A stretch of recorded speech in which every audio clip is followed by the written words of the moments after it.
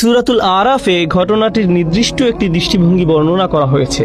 এখান থেকে যে শিক্ষা আমরা লাভ করব তা একেবারে অনন্য।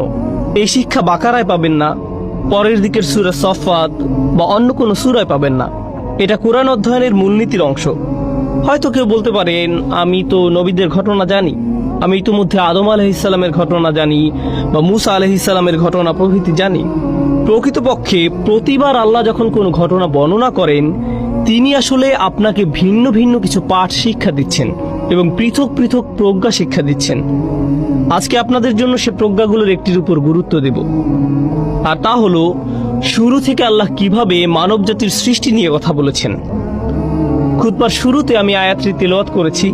আল্লাহ আযজা ওয়া জাল্লা বলেন, ক্বাদ খালাকনাকুম, আমি তোমাদেরকে সৃষ্টি করেছি, সুম্মা সাওয়ারনাকুম, অধিকন্তু আমি শুধু তোমাদের সৃষ্টি করিনি, আমি তোমাদের রূপও দান করেছি। আকাশসমূহ এবং পৃথিবী সৃষ্টি করেছেন আল্লাহ, পর্বত সৃষ্টি করেছেন আল্লাহ, সৃষ্টি করেছেন অনিন্দ্য সুন্দর ঝর্ণাধারা আল্লাহ, সৃষ্টি করেছেন সম্প্রসারিত মহাবিশ্ব আল্লাহ, সৃষ্টি করেছেন ঝিকমিক করা তুষার কণা, বরফ কণা। আল্লাহ সৃষ্টি সবকিছুতেই আছে মন করা সৌন্দর্য। আল্লাহ স্বাভাবিক বর্ণনা ভঙ্গির বাহিরে গিয়ে কোনো কিছুর সৌন্দর্য বর্ণনা করেন না, শুধু এটা বলেন যে তিনি অমুক জিনিস সৃষ্টি করেছেন। কিন্তু যখন আমাদের কথা আসে, তিনি বলেন তিনি শুধু আমাদের সৃষ্টি করেননি, অধিকন্তু তিনি আমাদের রূপ দান করেছেন। আমাদেরকে তিনি শৈল্পিক নিপুণতায় তৈরি করেছেন।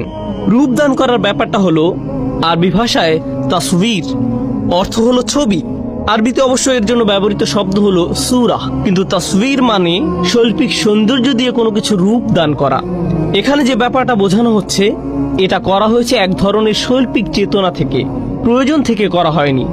যদি প্রয়োজন থেকে কিছু তৈরি করতে হতো, বাল খালাকতাহু, কিন্তু কোনো কিছু তৈরি করার পর যদি আপনি একে সাজাতে চান, নিখুঁত করতে চান, তখন পরবর্তী পদক্ষেপ নিয়ে আপনি এর তাসবির করেন, আপনি এর সুন্দর রূপ দান করেন।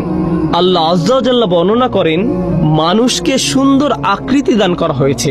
কুরআনের অন্য স্থানে আল্লাহ এর মূল শব্দ হুসন ব্যবহার করেছেন।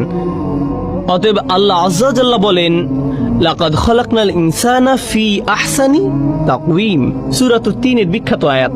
অবশ্যই আমি মানুষকে সৃষ্টি করেছি সর্বোত্তম গঠনে, সুন্দরতম আকার আকৃতি দিয়ে। আল্লাহ আযজা ওয়া জাল্লা বলেন সূরা মুমিনে, খালাকাকুম ফাআহসানা সুওয়ারাকুম ওয়া সাওয়ারাকুম ফাআহসানা সুওয়ারাকুম, আর তিনি তোমাদেরকে আকৃতি দিয়েছেন, অতঃপর তোমাদের আকৃতিকে সুন্দর করেছেন। তিনি এখানে পরবর্তী পদক্ষেপের কথা বলছেন, যা নিজেই সুন্দর। তিনি এর সাথে আরেক ধাপ